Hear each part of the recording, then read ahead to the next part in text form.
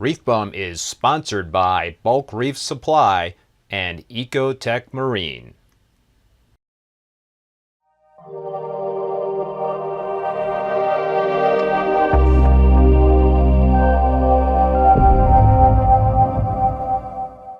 All right, so this is part 2 of my visit to Dong's AcroGarden. If you want to check out part 1, missed that, I will leave a link in the video description below. And with that, let's get into it. All right, so Dong, now we're in front of the frag tanks here and chock full of frags. But yeah, what's going on here? So basically, these 3 tanks are linked together and serviced by 1 calcium reactor and 1 protein skimmer. End of story. Nothing else. For matter of fact, it doesn't even have ATO in this system. Really? The reason for that is that every day I sell frags. I normally bag the frags with a lot of water, because I believe in that when the frag travel with a lot of water, it's a lot healthier. Because my customer told me that when the coral hit their tank, all the polyps comes out and look healthy. That's because that normally they come with like half gallon per frag of water. So right. That means that I actually use up a lot of water. But that's a good way for me to force myself to change water. There you go. Yeah, but because of that, the ATO become a hassle. So what happened is that at the evening, so after everything is done, so I measure the salinity, I fill the water back up, and then the next morning I check the salinity, I just top them back off. Gotcha. So it actually works so well over time. Yeah, you got a good system going here. Yeah. So you got, I mean, this thing is just crazy in terms of the SPS frags in here. And there's just some really very colorful, fully encrusted SPS frags in here, and it's just gorgeous stuff, Dong. In terms of what you have in here. It's just it is a rainbow of colors in in this big frag tank. This is an 8-foot long frag tank, right?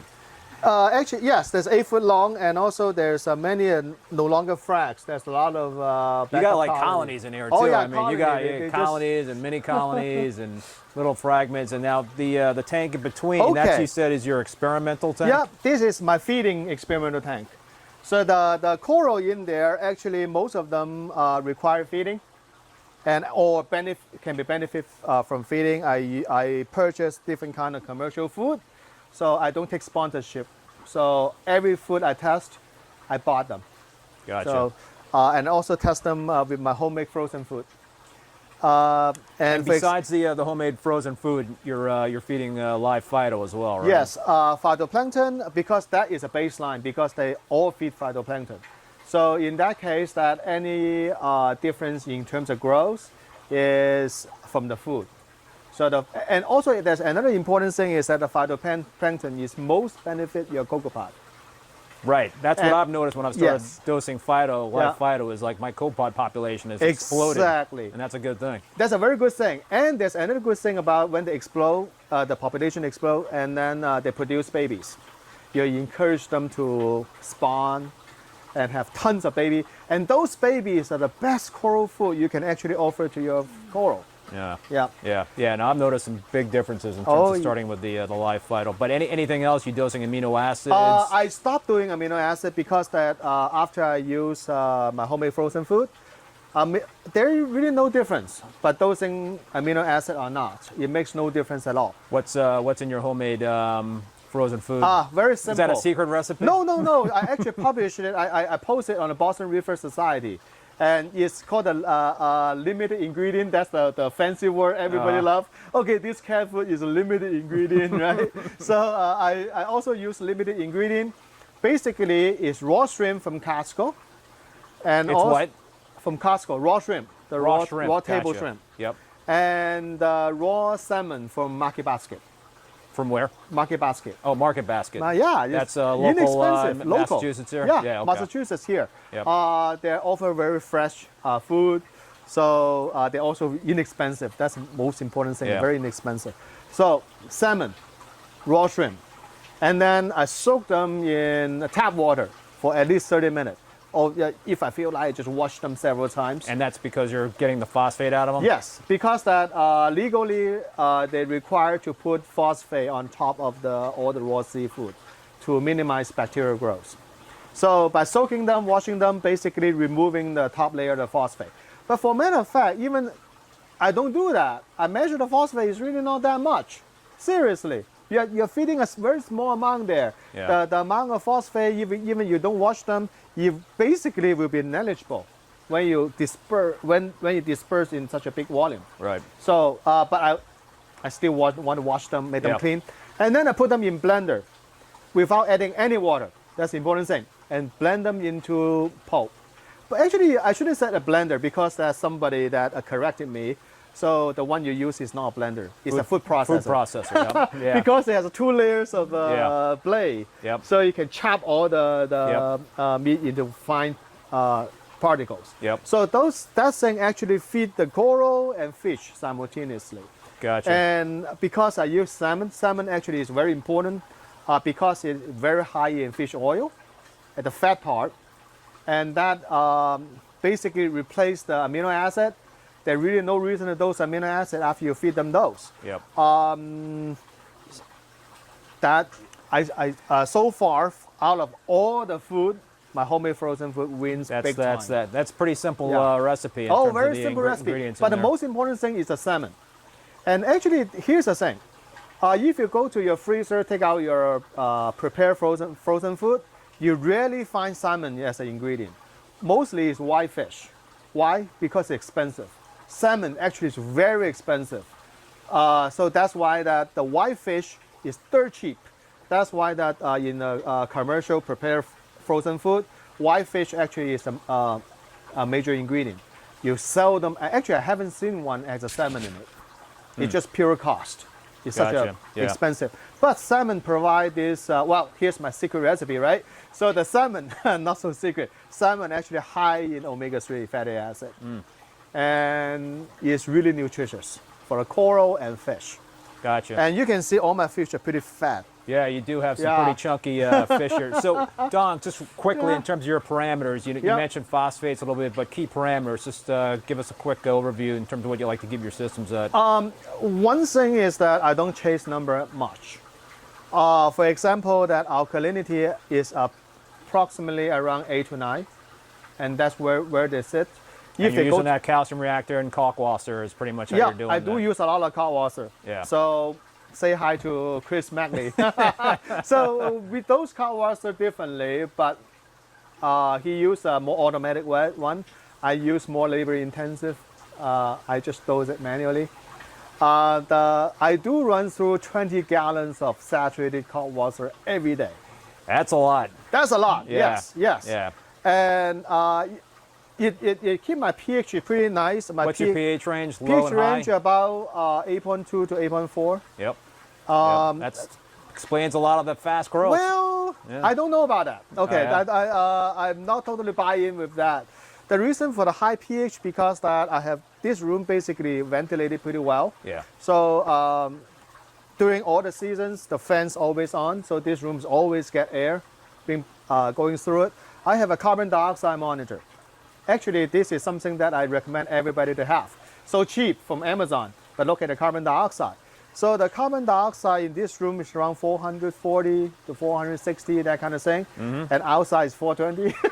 Wow, you did a pretty good job then. But if I turn on my stove, and my carbon dioxide will jump to 500.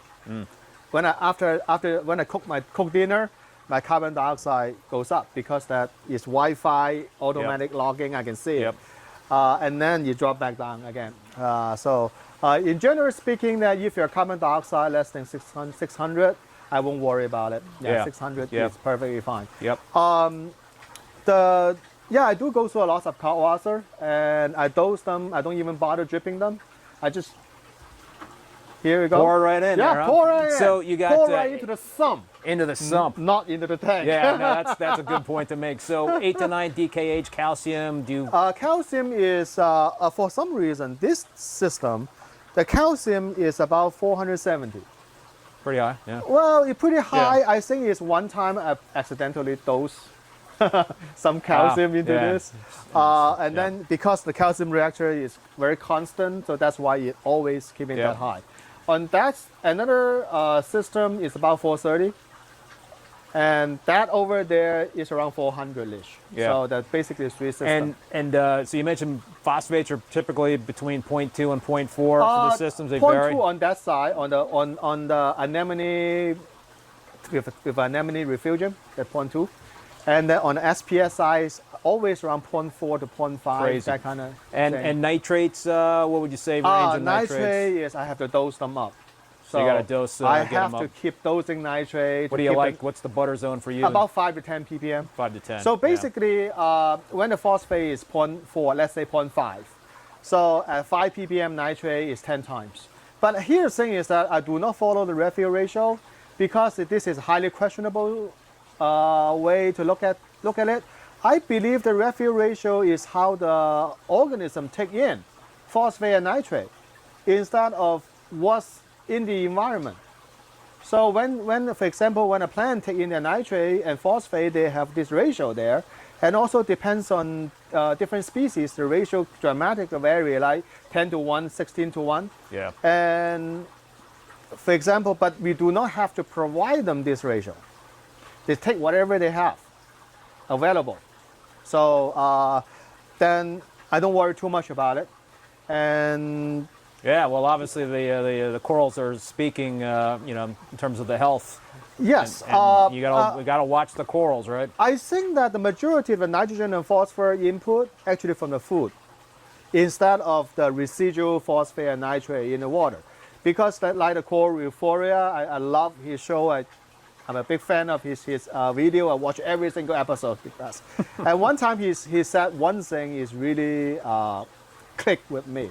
Is that measuring the phosphate and nitrate in a water column and to assess the nutrient input for the coral is like open up with somebody's fridge and look at his leftover food to judge what kind of nutrition diet the guy has.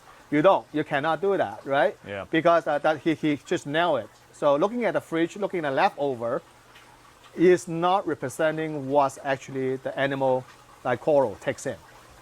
Yeah. So I will take a more sit back and relax attitude toward the phosphate and So nitrate. you don't just really fuss too much over the numbers no, and chase certain no. numbers. But I want to make sure it's not 1,000 ppm. Yeah. If you rise over 100 ppm of nitrate, that means something is dying. So Don, do we have one more system to look at behind us? yeah. Let's take a look at this real quick. All right, Don, so we've got one more system here. Gorgeous peninsula tank display. What's going on in this tank? That's for my personal enjoyment. Yeah, this is a tank that actually you got play around all the time. Is that a working tank in terms of growing corals and fragging corals? No, it's not. It's not. It's a play tank. Play tank. So basically, anything that I want to feel like watching them, I put them in here. And then I constantly changing the aquascape. So the Beautiful. Yeah. Because it's a hobby, right? If it's all work, no play, it doesn't work that way. Yeah, no, you need. So this is a play tank, and the big tank over there is a easygoing, toss every easy thing in there. Don't need to worry too much about tank. Yep. So you can see in the play tank there's no xenia. No xenia. Yeah. Because I plugged them out. You plucked them all out. That must have been quite a chore. Yes, and actually there's a good helper in here. There's one of the aptasia eating filefish. Ah, And he turns out he eats xenia. beautiful. So, yep. And after I get him in, basically before I have him, it's like weekly plucking xenia, but I pluck it really clean. But then after 1 week, it pops up again.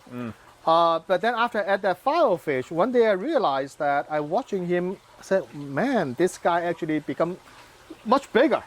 He's really fat and juicy, but there's no aptasia in the tank. Then I also realized that my poison xenia is starting to disappear. They're gone. At that time, there's still a little bit here and there left over. But at night, I was watching him. He go there and I said, this is a keeper. He did some reconnaissance. Yes, reconnaissance and watching him pluck the xenia off. So he's a good keeper. So right now he got his fair share of the homemade frozen food. Gotcha. And so this display tank is, and we don't have to walk over there. Yeah, but it's all linked together. It's all linked together. Those that's another 8-foot long frag tank. That's my nursery tank. Nursery tank. So a lot of things that the frag need to be healed. For example, when I frag a colony, there's always a bit and pieces fall off. Yep. So I'm the kind of person that I want to save every single polyp. So if that little... Well, you could also, the dead ones you could use in your calcium reactor, the skeletons, you know? Actually, then we can talk about that later. Yeah. So that what happened is that that tank, basically a lot of these bit and pieces, that is, as long as it's growable on the disc, Yeah. it still looks alive, I toss them in there. So if they live, perfectly great. Yeah. If they die, it's okay. Yeah. But at least they give them a chance, right? It's, Yeah. it's live Fighting animal. chance. Yeah, a fighting chance. Because all of them actually animal, that go back to the mentality about the animal. Yeah. It's really Yeah, precious, everything, yeah. healthy, especially aquaculture one. Yep. I remember Tyree used to sell his somewhere over the Rainbow Millie, one single exo polyp listed on his website. For matter of fact, if you go back to the Reef Farmers, The website. the website, Yeah. you still can see that thing on there. Wow. It's $120. That's Per polyp. per one single exo polyp. Wow. And I believe that is one of the coral farm bought it. And I actually know that coral farm. And they said it lives. It Wow. does live. That's One unbelievable. single exo polyp. So that's actually I've been successfully actually raised many SPS with just a couple Yeah. polyps. Quarter-inch little. Yeah. Tiny little thing. Yeah, yeah. And then they actually there's a very good all these coral they grow up in perfect shape. So when you cut a larger pieces and the original shape of that piece actually get dictated about how your future Yeah. little mini colony looks. Yeah, yeah. But when you grew a tiny single polyp, you always grow into a perfect Nice, perfect ball. shape. Yeah. Actually that guy is coming from probably about 2 or 3 polyps. That's an upscale microcado. Oh, yeah. So you can see that it's a perfect round shape. Yeah, that for sure. So what did you want to make the point in terms of the calcium reactor and The calcium. skeleton, using skeletons? Oh, okay. Yeah. So I usually use the skeleton for calcium reactor, but then there's an issue there because all the skeleton are not uniform in size. So it actually impact you have to tune your calcium reactor all the time after you fill them up. Not consistent. Not consistent. Yeah. So I use a reborn and always the same size. So I do not need to adjust the flow rate. I do not need to adjust the CO2 because they're all uniform. Gotcha. I try to use the skeletons. Then you get everywhere, left and right. And every time I put different skeleton in there, I have to re-dye in the calcium reactor. So Yeah. it's a Pain in the butt. effort. Yeah. Pain in the butt, just not Yep. worth the effort. Well, what a treat. Many thanks for watching. And if you like the video, please give it a thumbs up and hit that subscribe button if you haven't done so already. If you want to check out Dong's AcroGarden, just visit the Boston Reefers Society. He's got a forum there, and that's a great way to contact him. Until next time, be safe and be well. Later.